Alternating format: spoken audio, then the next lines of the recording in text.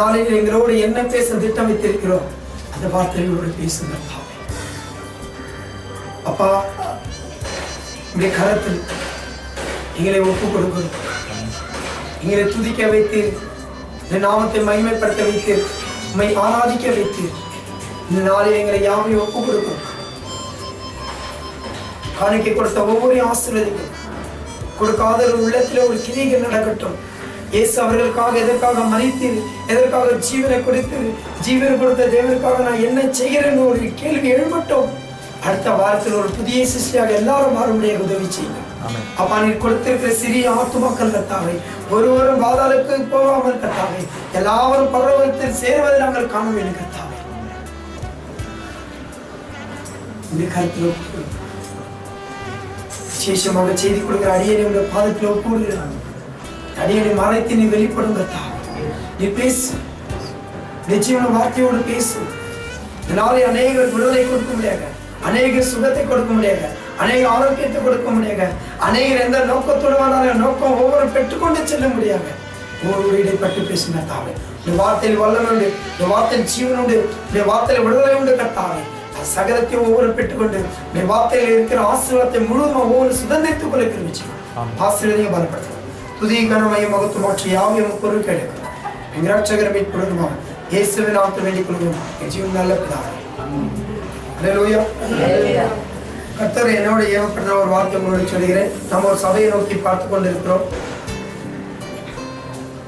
Nearby கிட்டாவது ஏதாவது காலி இடம் இருந்தாலும் சரி, அல்லது தேவனை துதிக்கிற அளவுக்கு இடம் இருந்தாலும் தயவுசெய்து தெரிவிங்க.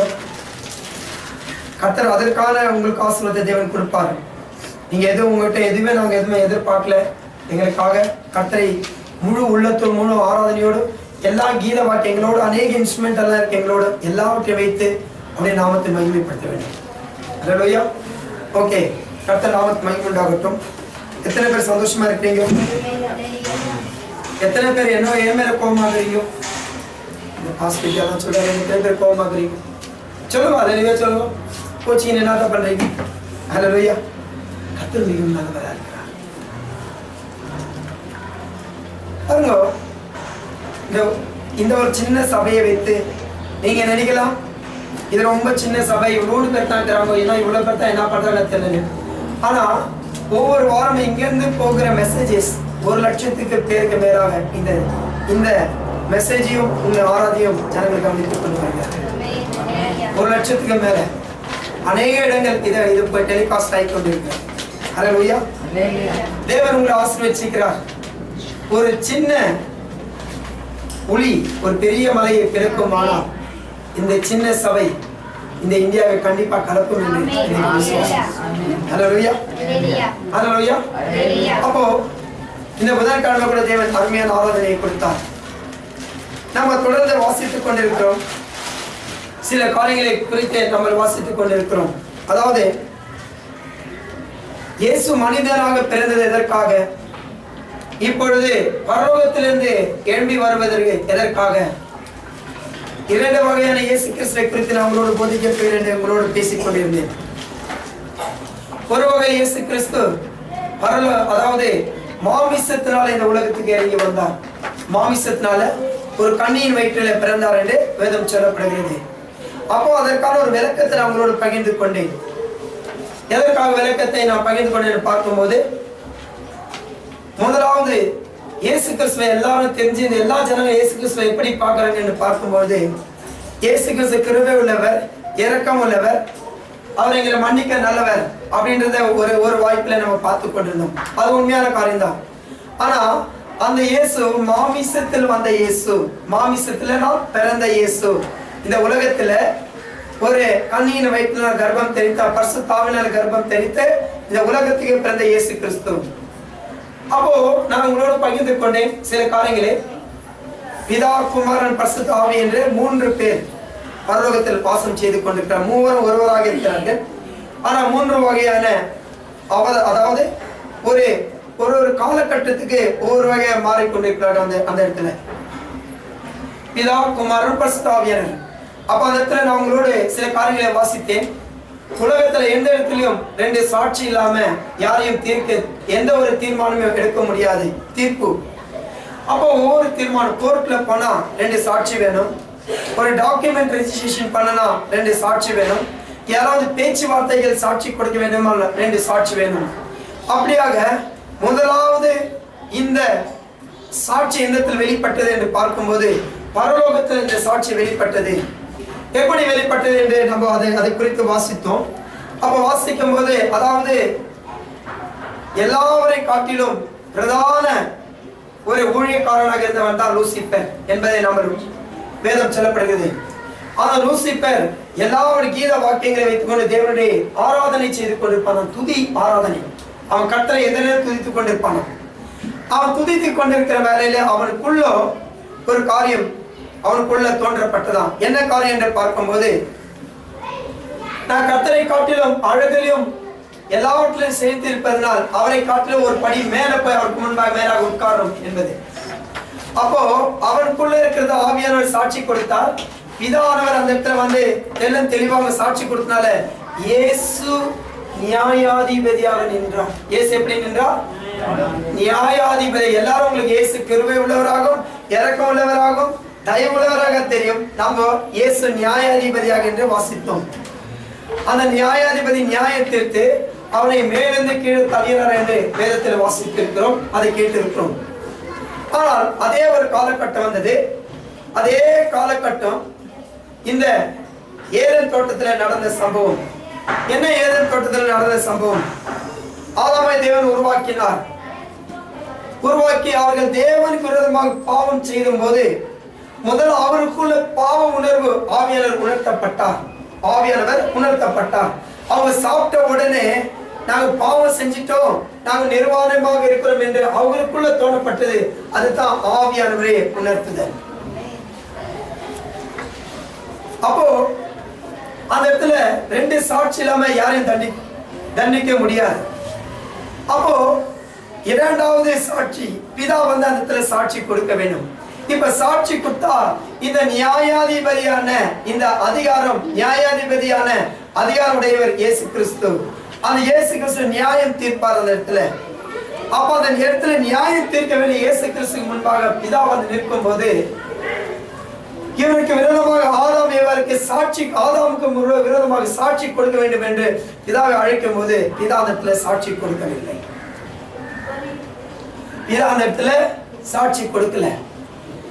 அப்ப நடந்த சம்பவம் என்ன? பிதா அதாவது பாவத்தின் சம்பளம் மரணம் என்று காணப்படுகிறது. இவருடைய பாவத்துக்காக முதலாக அந்த இடத்துல ஒரு மிருகத்தை அடிக்கப்பட்டது. இவர்கள் தண்டிக்க வேண்டியது. அப்ப பிதா என்ன நினைக்கிறாரு?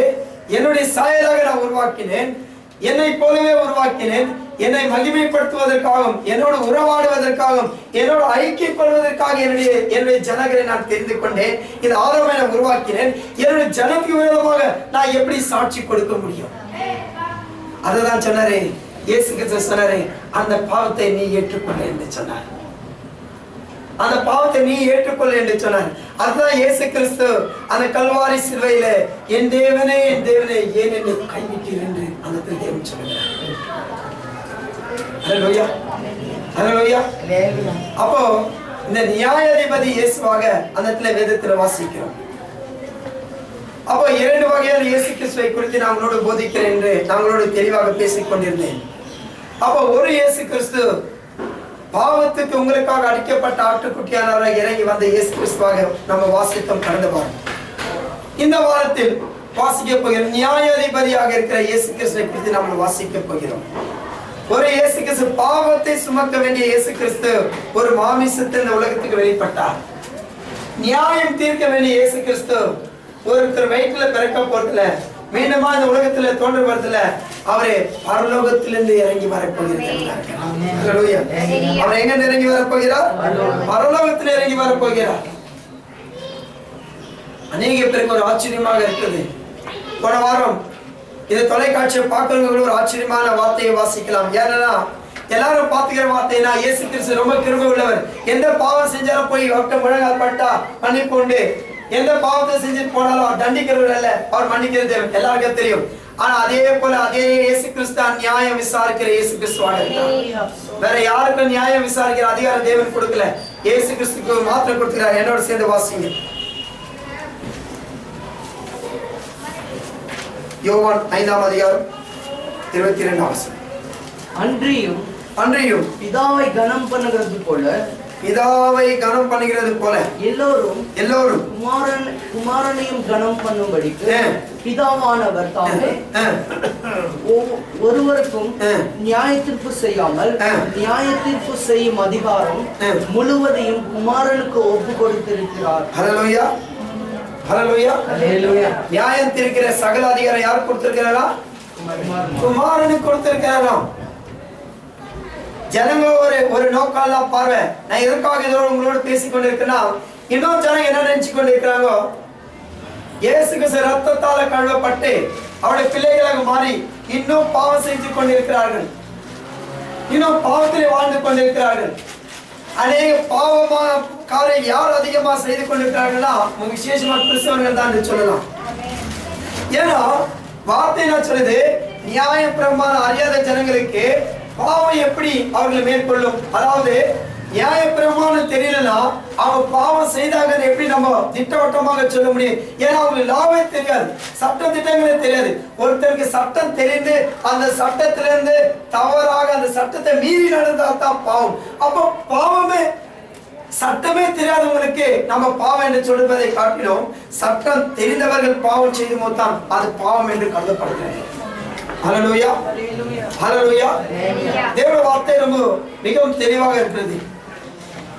அப்போ இந்த இயேசு கிறிஸ்து நியாயாதிபதியாக காணப்படுகிறார். அதான் நியாயாதிபதிக்கான ஒரு கதை கூட உங்களோட நல்லா தெளிவாக நான் பேசினேன். இதை இயேசு இந்த வருகிற இயேசு ஏன்னா இன்னைக்கு அநேக சொல்லிக் கொண்டிருக்கிறார்கள், ஃபாரின்ல ஏதோ இயேசு வந்திருக்கிறாராம், அவர் கழுதை மேல போயிருக்கிறாராம், அவங்க எல்லாரும் ஓசானா எல்லாம் பாடிக்கொண்டிருக்கிறார்களாம், இப்படியெல்லாம் நிறைய பேர் சொல்லிக் கொண்டிருக்கிறார்கள். அதான் இயேசு சொன்னாரு, இதோ இங்க வந்திருக்கிறார், இதோ அங்க வந்திருக்கிறார் சொல்லுவாங்க, தயவுசெய்து நம்பாதீங்க. ஏன்னா நெக்ஸ்ட் வரும்போது கழுதை மேல அவர் வரப்போறது இல்ல கண்டிப்பா. ஏன்னா கழுதை மேல வரும்போது சமாதானக்காரராக வருகிறார், சமாதானக்காரராக வரப்போறது இல்ல. இந்த தேவனுக்கு விசேஷித்த ஒரு வித்தியாசமான ஒரு சாயல் இந்த இயேசு கிறிஸ்துவை நீங்க காணப்படுகிறீர்கள். ஹல்லேலூயா. தூங்குற ஹல்லேலூயா சொல்லுங்க. ஹல்லேலூயா. கர்த்தர் மிகவும் நல்லவராக இருக்கிறார். ஓகே, என்னோட சேர்ந்து வாசிங்க. இயேசு எப்படி வரப்போகிறார்? அப்போஸ்தலர் 1ஆம் அதிகாரம் 11ஆம் வசனம்.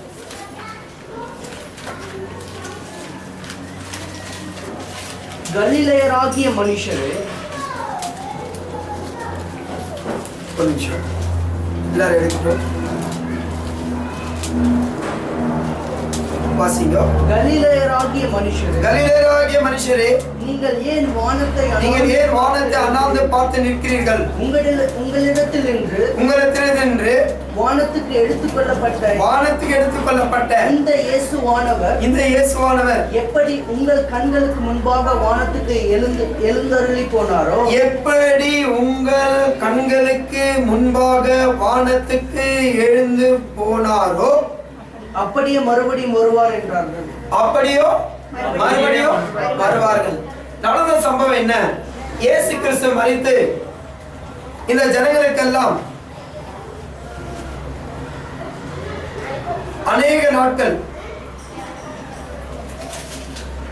தரிசனமாகி இவங்களோடெல்லாம் அப்பத்தை பிட்டு தோமாவுக்கெல்லாம் காட்சி கொடுத்து அநேக நாட்களுக்கு பிற்பாடு இவரோடு பேசிக்கொண்டு இந்த ஜனங்களோடு ஐக்கியம் கொண்டு இருக்கிற வேலையில இயேசு கிறிஸ்து அப்படியே பரலோகத்துக்கு எடுத்துக் கொள்ளப்பட்ட வேதம் சொல்லப்படுகிறது. ஹல்லேலூயா, ஹல்லேலூயா. 40 நாள், சுமார் 40 நாட்கள் இந்த தேவன் அநேகருக்கு காட்சி கொடுத்து கொண்டிருந்தார். இன்னைக்கு அநேக ஜனங்கள் அதனால்தான் செத்தா 40 நாள் கொண்டாடிங்கிறாங்க. ஹல்லேலூயா. எப்போது 40 நாள் அவங்க இயேசு கிறிஸ்துவும் கிடையாது, அவங்க ஆவி இந்த உலகத்துல இருக்க போறது இல்லை. ஜனங்க நினைச்சுக்கிற செத்து 40 நாள் நேரத்தில் உலாவி கொண்டிருக்கிறாங்க. உலாவ போறது யாரும் கிடையாது, பிசாசு தான் உலாவி நிற்க போகுது. ஹல்லேலூயா. அப்போ இந்த வேதம் ரொம்ப தெளிவாக சொல்லப்படுது. இயேசு கிறிஸ்து அண்ணாந்து பார்க்கிறாங்க. எப்படி இயேசு கிறிஸ்து எப்படி, அதாவது மண்ணினால் எடுக்கப்பட்டவர் மண்ணுக்கு சொந்தமானது போல இயேசு கிறிஸ்து இந்த பூமியில பூமியில ஒரு மண்ணினால் எடுக்கப்பட்ட ஒரு பாத்திரத்திலிருந்து பிறந்தவராக காணப்பட்டார். ஹல்லேலூயா. ஒரு சரீரத்திலிருந்து பிறந்தார். அப்ப இந்த சரீரமானது கண்டிப்பா மண்ணுக்கு போக வேண்டிய ஒரு சூழ்நிலை காணப்பட்டாலும், ஆனால் இரண்டாவது முறை, அதாவது உயிர் தெழுந்த போது எல்லாருக்கும் காட்சி கொடுத்திருந்த தேவன் எல்லாரும் மத்தியில் இருக்கும் போது வானத்துக்கு எடுத்துக் கொள்ளப்படுகிறார். இந்த எடுத்துக்கொள்ளப்படுகிற சம்பவத்துல என்ன சொல்கிறார் பார்க்கணும். ஜனங்களோடு அந்த இடத்துல தூதர்களை அனுப்பி இந்த வெளிப்பாட்டை ஜனங்களோடு பகிர்ந்து கொள்கிறார். எப்படி பகிர்ந்து கொள்கிறார்? நீங்க எப்படி பார்த்து கொண்டிருக்கிறீங்களோ இந்த இயேசு கிறிஸ்து அப்படியே திரும்பி வருவார். ஹல்லேலூயா, ஹல்லேலூயா. ஏன் திரும்பி வருவார் என்பதை தான் நம்ம வாசிக்க போகிறோம். ஜனங்களுக்கு இன்னொரு சந்தேகமாகுது. சில இன்னும் எருசலேமில் இன்னும் ஜனங்கள் இயேசு கிறிஸ்து பிறக்கல நினைத்துக் கொண்டிருக்கிறாங்க.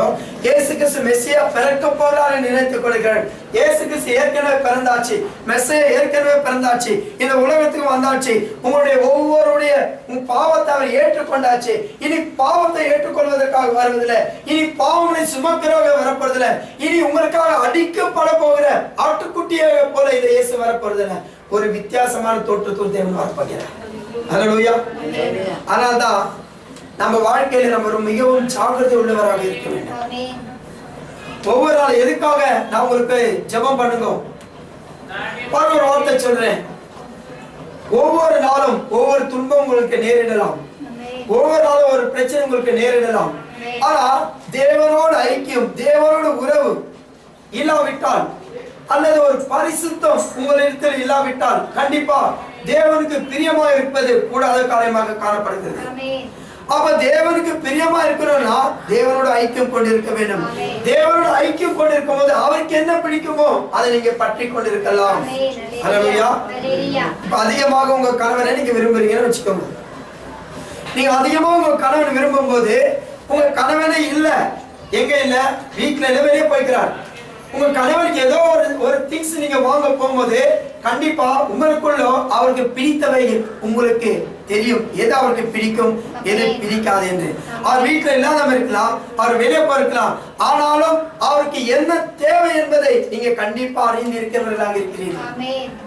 அப்போ ஒருவரை ஒருவர் புரிந்திருக்கிறீர்கள். அதே போலதான் உங்கள் வாழ்க்கையில இந்த தேவனோடு ஐக்கியம் கொண்டிருக்கும் போது, அந்த தேவனோடு நீங்க உறவு கொண்டிருக்கும் போது ஒவ்வொரு நாளும் அந்த தேவனுக்கு நீங்க எப்படி நடந்து கொள்ள வேண்டும், எது தேவனுக்கு பிரியம், எந்த வழி நடக்க வேண்டும், எந்த வழி நடக்க கூடாது, எவைகளை தேவன் விரும்புகிறார், எவைகளை விரும்புவதில்லை என்று உங்களுக்குள்ள கீழே நடந்து கொண்டிருக்கும்.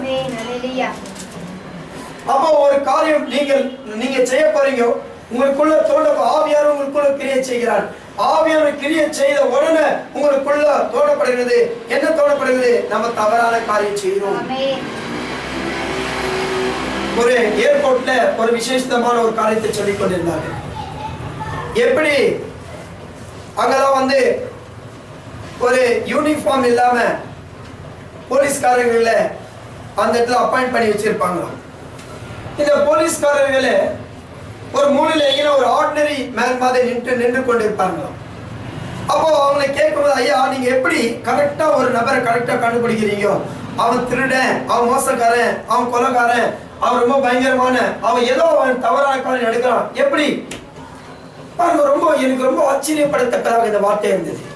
அதை நேற்று தான் இதை கொடுத்து நான் ஷேர் பண்ணிக்கிறேன் பாருங்க உங்களோட. என்ன சொல்றாங்க அவங்க? சார் ஒண்ணுமே கிடையாது. இந்த ஆர்டினரி மேன, நார்மல் மேன பாத்தீங்கன்னா அவனுக்குள்ள எல்லா செய்கையும் ரொம்ப நார்மலா போய் கொண்டிருப்பான். அவனுக்குள்ள எந்த பிரச்சனையும் இல்ல, அவனுக்குள்ள எந்த ஒரு குத்த உணர்வும் இல்ல, அவனுக்குள்ள எந்த பாவம் இல்ல, அவன் எந்த பொல்லாப்பும் செய்யல அப்படின்னு பார்க்கும்போது அவன் ரொம்ப நார்மல் மேன கேஷுவலா போய் கொண்டிருப்பான் பாருங்க. எவனுக்குள்ளோ அந்த ஒரு பாவம், ஏதோ ஒரு தவறு ஸ்மக்லிங் பண்ணுறதா உள்ளோ அந்த அவன் உள்ள உறுத்து கொண்டே இருக்குமா. அவனுக்கு இருக்கிற அவனுடைய சுபாவங்கள் அப்நார்மலா இருக்குமா. இந்த நார்மலை காட்டிலும் அவன் செய்கிறதெல்லாம் வித்தியாசமா இருக்குமா, பார்க்கிற பார்வை டிஃபரெண்டா இருக்குமா, நடக்கிறது டிஃபரெண்டா இருக்குமா, ஒரு இடத்துல ஒன்னு அப்சர்வேஷன் எல்லாமே வித்தியாசமா காணப்படுமா. அதனால அந்த இடத்துல கேமரா வச்சிருப்பாங்க பாருங்க. அந்த கேமரா பார்த்த உடனே இந்த ஆள் ஏதோ கொஞ்சம் வித்தியாசமா நடந்து ஆட்டோமேட்டிக்கா அவன் கரெக்டா பிடிப்பாங்களா, அவனை கரெக்டா ஏதோ ஒரு ஐட்டம் தான் கிடைக்கும். இல்ல ஒரு அதிகாரி முன்ன நின்று கொண்டிருக்கும் போது அவங்களுக்கு ஆட்டோமேட்டிக்கா நர்வஸ் ஆகும். என்ன சொல்றாங்கன்னா அந்த பாவ உணர்வு, அந்த உள்ள சிந்தை. யார் இது யாரது கிரியை நடத்துறார்? இது ஆவியானவர் தான். ஹல்லேலூயா. ஆவியானவர் தான் கிரியை செய்றார் அவங்களுக்குள்ள. ஏன்னா அந்த பாவ சிந்தையில் ஒரு காரியம், தவறான காரியம் பண்ணும்போது அவங்களுக்குள்ளவே ஒரு காரியம் தோண்டப்படுது, நான் தவறான காரியம் செய்கிறேன். ஹல்லேலூயா. அதனாலதான் இந்த ஆவியானவரை நீங்க பற்றி கொண்டிருக்க வேண்டும். இந்த இயேசு கிறிஸ்துவோடு ஐக்கியம் கொண்டிருக்க வேண்டும். அதான் ஒவ்வொரு நாளும் ஜெபம் பண்ண வேண்டும், ஒவ்வொரு நாளும் வீழ்த்தி இருக்க வேண்டும். கர்த்தருக்கு எவைகளை பிரியமோ அந்த காரியங்களை நீங்க செய்ய வேண்டும். அந்த காரியம் நீங்க செய்யும் போது ஆட்டோமேட்டிக்கா உங்கள் வாழ்க்கையில் ஆசீர்வாதம், ஆட்டோமேட்டிக்கா ஒரு சமாதானம். சமாதானம் ஒரே ஒரு வந்துச்சுன்னா வாழ்க்கையில போதும், வேற எதுவுமே வேணாம். இந்த சமாதானம் என்று பார்த்தீங்கன்னா அது கம்ப்ளீஷன், அது எந்த குறைவும் காணப்படாது. அப்போ நிறைவானவர் உங்கள் வாழ்க்கையில இருக்கும், ஆனால் சமாதானம் கண்டிப்பா கிடைக்கப்படும். அப்ப சமாதானம் கிடைச்சுன்னா என் வாழ்க்கையில வேற எந்த குறைவும் கிடையாது. ஹல்லேலூயா. அதனால தான் நான் உங்களோட சொன்னேன், ஒவ்வொரு நாளும் கர்த்தரோட ஐக்கியம் இருங்க, ஒவ்வொரு நாளும் தேவனோட இருங்க. ஏன்னா பிறருக்கு கெட்ட காரியம் நடக்கும்போது கூட நீங்க தடுத்துக்கலாம், நீங்க தடுக்கலாம். அதனால ஜெபம் பண்ணுங்கன்ற. யாருக்கும் ஒரு வீட்டுக்கு ஒரு துன்பம் நடக்குது பாருங்க, ஒரு காரியம் சொல்றேன். ஒரு ஒரு ஒரு விதவை ஒரு தாயார் என்னோட போன் பண்ணி, என் மகளுக்கு SLC எக்ஸாம் ரிசல்ட் வரப்போது அவங்களுக்காக ஜெபம் பண்ண அப்படின்னு சொன்னாங்க. பாருங்க, நான் அவங்களுக்காக ஜெபம் பண்ணிட்டு நான் சொன்னேன், தயவுசெய்து அவங்க ஒரு இடத்துல வேலை பண்றாங்க எங்கேயோ, தயவுசெய்து ஒரு 3 நாள் லீவ் போட்டு ரிசல்ட் அன்னிலிருந்து 3 நாள் லீவ் போட்டு நீங்க வீட்டுல உட்காரணும் அப்படின்னு சொல்லி நான் பாருங்க. ரிசல்ட் அன்னைக்கு வந்துச்சு, இவங்க 3 நாள் லீவ் போட்டு வீட்டுல உட்காந்துக்கிறாங்க. யார ரிசல்ட் பார்த்து சொல்றாங்க, அந்த பொண்ணு ஃபெயில் ஆகி போச்சு அப்படின்னு சொல்லி. அப்போ இவங்க என்னோட போன் பண்ணி கேட்குறாங்க, ஐயா என் பொண்ணு ஃபெயில் ஆச்சு ஐயா அப்படின்னா. நான் சொன்னேன், இதுக்காக தான் லீவ் போட்டு உங்களை வீட்டில் இருக்கணும்னு சொன்னேன். வாலிப பெண்ணு, எந்த நேரம் என்ன நடக்குதுன்னு தெரியாது. இந்த ரிசல்ட்டை பார்த்தவொடனே அதுங்க என்னங்கெல்லாம் இப்ப பேப்பர்ல வாசிக்கிறேன், அநேக டிவியில காண்கிறேன். ரிசல்ட் ஃபெயில் ஆன உடனே நேரம் அவங்களுக்கு தோன்றதெல்லாம் ஃபேன் மட்டும் தான் தோணுது அவங்க கண்ணுக்கு. ஏதாவது ஒரு தற்கொலை பண்ணிக்கணும், ஏதாவது ஒரு முயற்சி பண்ணும். அப்ப அவங்களுக்குள்ள ஒரு கிரியை, எப்படி இதெல்லாம் நடக்குது, இதெல்லாம் உங்களுக்கு எப்படி தெரியும்? முதல்ல வேற ஒண்ணுமே கிடையாது. என்ன நடக்க போகுது அதை மறைக்காத தேவனை வெளிப்படுத்துகிற தேவன். இந்த தேவனோட இருக்கும்போது தான் தேவன் வெளிப்படுத்துகிறார். ஹல்லேலூயா. அப்போ அசுத்தமாக காரியங்கள் இருந்தா கண்டிப்பா தேவன் உங்களுக்கு எதுவும் வெளிப்படுத்த மாட்டார். ஒரு சகோதரனுக்கு திருமணம் ஆக வேண்டிய சூழ்நிலை, அவன் ஞானஸ்தானம் கொண்டு போய் ஞானஸ்தானம் எல்லாம் எடுத்துட்டு எங்கிட்ட கொண்டு வந்தாங்க, ஐயா இவரை கொஞ்சம் மீட் பண்ணுங்க அப்படின்னு. அவரை பார்த்தோன்னே நேரம் சொன்னேன், நானு நீங்க பாவத்துக்கான ஞானஸ்தானம் எடுக்கல, திருமணத்துக்காக ஞானஸ்தானம் எடுத்திருக்கீங்க அப்படின்னு சொல்லிட்டேன். நேரம் அவருக்கு முன்ன அப்படியே சொல்லியாச்சு. அவரு நல்ல சந்தோஷமா இருக்கிறவரு முகத்தால ஒரு மாதிரி போன்ல வச்சு ரெண்டு கோச்சிங் போயிட்டாரு. அவரை கொண்டு போய் வேற பாஸ்டர் நிக்க வச்சுக்கிறாங்க திருமணம் பிக்ஸ் பண்ணதுக்கு. அவரு ஜெபிச்சுட்டு உடனே வந்து சொன்னாரா, இவரு பாவத்துக்காக ஞானஸ்தானம் எடுக்கல, திருமணத்துக்காக ஞானஸ்தானம் எடுத்துக்கிறாங்கன்னு சொல்லிக்கிறாரு. ஹல்லேலூயா. அவங்க எனக்கு போன் பண்ணி சொல்லியாச்சு, ஐயா நீங்க என்ன வார்த்தையை சொன்னீங்களோ அதே ஊழியக்கார அதே ஜெபம் பண்ணி அதே வார்த்தை தான் சொன்னாங்க. ஏன்னா இதுல இருந்து ஒண்ணு தெரியுது, ஏன்னா தேவ ஆவியானவர் ஒரே ஆவியானவர் தான் எங்களுக்குள்ள இடைப்பட்டுக் கொண்டிருக்கிறார். ஒரே தேவன் தான் எங்களோட இடைப்பட்டுக் கொண்டிருக்கிறார். அதே தான் நான் என்ன பேசுகிறோம் என்று இந்த நாளைக்கு தீர்மானம் கொண்டு வந்திருக்கணும், அதை கண்டிப்பா உள்ளத்தில் தேவன் பேசுவார். எப்போது நீங்கள் தேவனை ஐக்கியம் கொண்டிருப்பது, தேவனுக்கு பிரியமான இருக்கும்போது, தேவனுக்கு பிடித்த காரியம் நீங்க செய்யும் போது தேவன் உங்களோட வெளிப்பட்டு வெளிப்படையாக பேசுகிற தேவனா இருக்கிறார். நீங்க பாவத்துக்கு மறித்திருக்கிறீங்க, அந்த பாவத்தை மீண்டும் செய்யக்கூடாது. அப்போ வரப்போகிற இயேசு கிறிஸ்து, பாவத்தை மன்னிக்கிற இயேசு கிறிஸ்து வரப்போறது இல்ல. நல்லா புரிஞ்சுக்க, ஒரு மாற்றம் உங்களுக்குள்ள இருக்க வேண்டும், ஒரு கிரி உங்களுக்குள்ள நடந்து கொண்டு இருக்க வேண்டும். ஒரு ஒண்ணுமே கிடையாது. நான் இந்த காலையில வீட்டுல உட்கார்ந்து பார்த்து கொண்டிருந்தேன், ஒரு உதவாத வேஸ்ட் ஒரு செடி என் வீட்டுல தூண்டு பெப்சி பாட்டில்ல அந்த செடி உள்ள போட்டு வச்சுனாங்க. ஒண்ணுமே அது வேற இல்ல, துண்டிக்கப்பட்ட ஒரு செடி. ஆனா இன்றைக்கு நான் அதை வாட்ச் பண்ணி பாக்குறேன், அது உள்ள அழகான வேர்கள் ஓடிக்கொண்டிருக்கு. ஒரு செடியை நீங்க உள்ளத்துல இது வேர் துணுக்கும், இது செடி துணுக்கும் என்று ஒரு சிந்தையோடு உள்ள நீங்க வச்சு அதை தண்ணி ஊத்தி வச்சுக்கும் போது, அது வேர் தெளிக்கும் போது உங்களுக்குள்ள பாவ சிந்தைகள் நீங்க எப்படி வைத்துக் கொள்கிறோம், அது பாவம் துளுத்து அது வேர் விட்டு அது செடியாக முளைக்கும். அதான் தேவனுடைய வார்த்தை சொல்லுகிறது, பாவத்துக்கு நீங்க எதிர்த்து நிற்க வேண்டும், பிசாசுக்கு எதிர்த்து நிற்குங்கள், தேவனோடு இணைந்திருக்கிற வேதம் சொல்லப்படுகிறது. அப்போ பிசாசை எதிர்த்து நிற்க வேண்டும். உங்க பாவ சுபாவங்கள் பாவ சிந்தைகளை விட்டு நீங்க விலக வேண்டும். எந்த காரியம் தேவனுக்கு பிடிக்காத காரியமோ அந்த காரியத்தை விட்டு விலக வேண்டும். ஆனா நான் சொல்றேன், இந்த உலகத்தில் இருக்கிற சகல ஆடம்பம் எல்லாமே ஒரு நாள் ஒழிந்து போகும். அப்ப இந்த உலகத்தில் இருக்கிற ஆடம்பரம், உலகத்தில் இருக்கிற தேவையில்லாத காரியங்கள், உலகத்தில் இருக்கிற இச்சைகள், இவைகளை நீங்கள் ருசித்து அவர்களோடு இணைந்து இருந்தீர்களா இந்த உலகத்தோடு மாண்டு போவீர்கள். அதனால்தான் அப்போஸ்தலர் பவுல் சொல்ல முடியாது, எங்களுக்கு பரலோகத்தில் வீடு உண்டு, அதை நோக்கி நாங்கள் பார்த்து கொண்டிருக்கிறோம். இந்த அழிந்த பொருட்கள் மேல நாங்கள் சிந்தைகளை வைக்கிறதுல அழியாதவைகளை நோக்கி பார்த்து கொண்டிருக்கிறோம் சொல்லிக்கிறார். ஹல்லேலூயா. அதனாலதான் இந்த அழியாதவைகளை நோக்கி பார்க்கணும். ஏன்னா இயேசு கிறிஸ்து இந்த வார்த்தை வரும்போது உங்களுடைய பாவங்களை சுமக்கிறவரை போல கண்டிப்பா வரப்போறதில்ல. ஒரு வித்தியாசமாக தேவன் வந்து கொண்டிருக்கிறார். ஒரு வித்தியாசமாக வந்து கொண்டிருக்கிறார். அவரு பாவங்களை செய்கிறத பார்க்கும்போது ஒரு அக்னியில சுட்டரிக்கிறது போல அக்னியை போல வரப்போகிறார். நீங்கள் பார்க்கிற அதே ஒரு இரக்கம் உள்ள முகத்தை நீங்க பார்க்க முடியாது. அதே அந்த முகத்தை பார்த்த உடனே உங்களுக்குள்ள ஒரு ஆறுதல் கிடைக்கிற முகத்தை நீங்க பார்க்க முடியாது.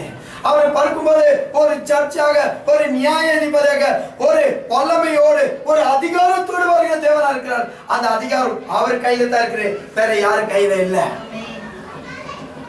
ஹல்லேலூயா, ஹல்லேலூயா, ஹல்லேலூயா.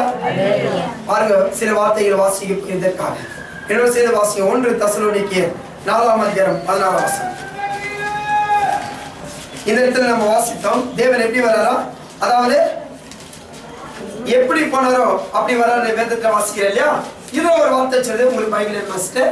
ஏனெனில் அவங்களுக்கு சப்போர்ட் பண்ணுங்க, யாராவது ஏதாவது உதவி பண்ணுங்க, அவங்களுக்கு ஏதாவது படிக்கிறதுக்கு ப்ளீஸ். ஏனெனில் கர்த்தர் தாமே ஆரவாரத்தோடும் தூதனுடைய சத்தத்தோடும் தேவ எக்காலத்தோடும் வானத்திலிருந்து இறங்கி வருவார்.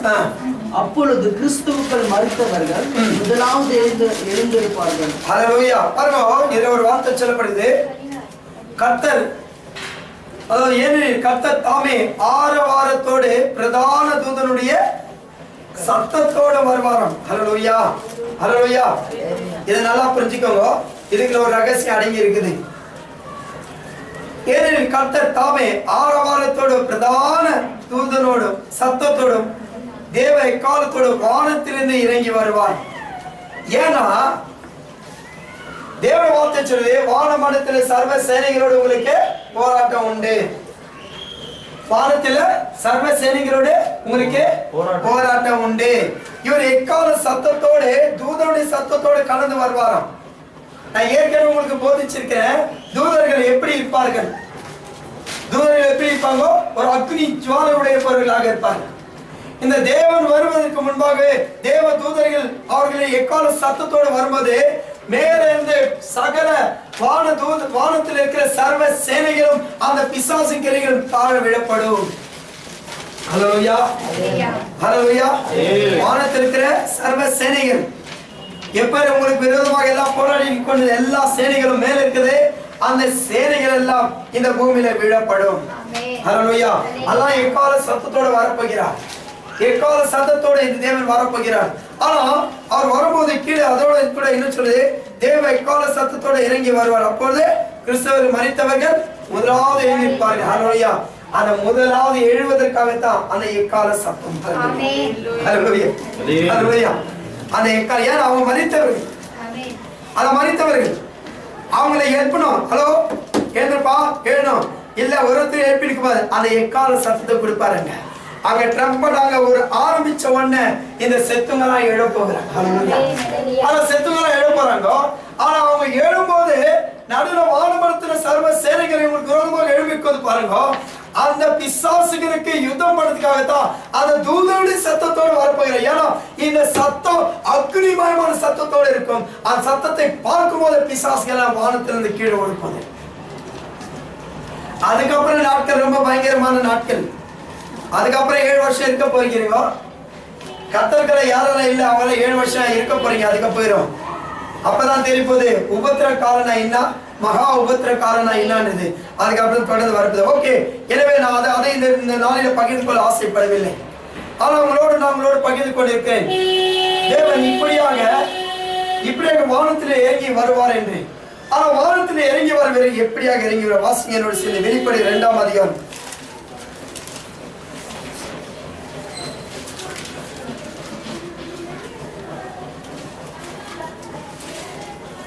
18, 19. தியாத்திர சபையின் தூதனுக்கு நீ எழுத வேண்டியது என்னவெனில், அக்கினி ஜுவாலை போன்ற கண்களும் பிரகாசமான வெண்கலம் போன்ற பாதங்களும் உள்ள தேவகுமாரன் சொல்லுகிறதாவது, உன் கிரியைகளையும் உன் அன்பையும் உன் ஊழியத்தையும் உன் விசுவாசத்தையும் உன் பொறுமையையும் நீ முன்பு செய்த கிரியைகளிலும் பின்பு செய்த கிரியைகளில் அதிகாரமாய் இருக்கிறதையும் அறிந்திருக்கிறேன். ஹல்லேலூயா, ஹல்லேலூயா. இதுல ஒரு வார்த்தை சொல்லுது, இயேசு கிறிஸ்து எப்படி வரப்போகிறார் என்ற இந்த வார்த்தை சொல்லப்படுது. தியாத்திரா சபையின் தூதனுக்கு நீ எழுத வேண்டியது என்னவெனில், அக்னி ஜுவாலை போன்ற கண்களும். ஹல்லேலூயா. அது எப்படி கண்களா? ஆமா. ஏன்னா நான் உங்களோட சொன்னேன், அவர் கண் மாத்திரம் அக்னி ஜுவாலை அல்ல, இதெல்லாம் நிறைய காப்பி பண்ணி கடவுள் தேவருங்க இப்படியெல்லாம் இருக்கிறாங்கன்னு கண்களை வேறெல்லாம் எழுதி போட்டு வச்சுக்கிறாங்க. அதுக்காக அக்னி ஜுவாலை கிடையாது, இயேசு கிறிஸ்துக்கு மாத்திரம் தான் அக்னி ஜுவாலை கண்கள். ஹல்லேலூயா. அவரை பார்க்கும்போது பிசாசுகள் பஸ்மம் ஆகும். அவரை பார்க்க எந்த பிசாசுக்கும் தகுதி கிடையாது. அதனால தேவனுடைய வார்த்தை சொல்கிறது, ஒரு பேரில்லாத ஒரு தூதன் 1000 காலம் அரசாட்சியில தூதனை கட்டி வைக்க போறான். பேரே இல்ல அந்த தூதனுக்கு.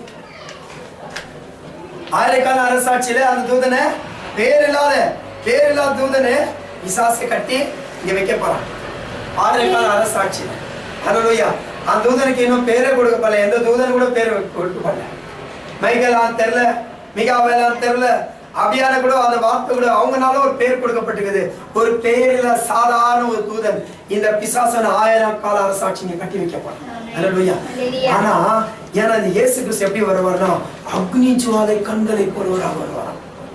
அவரை பார்க்கும் போதே பாவங்கள் நிற்க முடியாது, அந்த வசமாகி போடும். அவரை பார்க்கும் போது அவருக்கு பிடிக்காத, அவரை அறியாத, அவரோடு நெருங்காத, அவரோடு இடைப்படாத எதுவுமே அவர்கிட்ட நெருங்க முடியாது. ஏன்னா அவரை பார்க்கும் போது சுட்டு எரிஞ்சிருவாங்க. சில பேர் சொல்லுவாங்க, என்ன சுட்டு எறிகிற மாதிரி பாக்குறேன் நீ அப்படின்னு. ஹல்லேலூயா. ஏன்னா என்ன சுடுற மாதிரி பாக்குறேன்னு சொல்லுவாங்க. பாருங்க, இது வெறும் மாமிசத்தில் இருக்கிற பார்வைக்கு அப்படி சொல்லணும். ஆனா என்னுடைய தேவ வேதம் வார்த்தை சொல்கிறது, அக்னி ஜுவாலையுடைய கண்களை போல வருவார். எல்லாம் நினைக்கிறாங்க இயேசு கிறிஸ்து ரொம்ப இறக்க வருவார். நிறைய பேர் போட்டோல பாக்கணுங்க, தாடியெல்லாம் விட்டு பரதாபம், இவன்தான் இயேசு கிறிஸ்து வருவார்ப்பா. இப்படி இயேசு கிறிஸ்து வரப்போறது கிடையாது. அக்னி ஜுவாலையுடைய கண்களை போலவராக வருகிறார். ஆனா அது கீழே வரும்போது சில வார்த்தையை சொல்கிறாரு பாருங்க, உன் கிரியைகளும் உன் அன்பையும் உன் ஊழியத்தையும் உன் விசுவாசத்தையும் உன் பொறுமையும் நீ பின்பு செய்த கிரியை. ஹல்லேலூயா. ரொம்ப முக்கியமான காரியம். நீ முன்ன செய்த கிரியையும் பின்ன செய்த கிரியையும் எல்லாவற்றையும் அறிந்து வருகிறார் தேவன். பின்ன பாவத்துக்கு செத்தேன்னு சொல்ற, ஆனா அதே பாவத்தை மேற்கொண்டு இருக்கிற. நான் இயேசு கிறிஸ்து ரத்தத்தால கழுவப்பட்டேன்னு சொல்றேன், ஆனா தினந்தோறும் இயேசு ரத்தம் கேட்டுக்கொண்டு உட்கார்ந்து கொண்டிருக்கிறேன். அவர் பாவத்துக்கு ஒரே தடவை மரித்தார் என்று வேதம் சொல்லப்படுகிறது. ஆனா தேவனை காட்டி நீ அழகுள்ளவன் என்று மெச்சிக் கொண்டிருக்கிறாய்.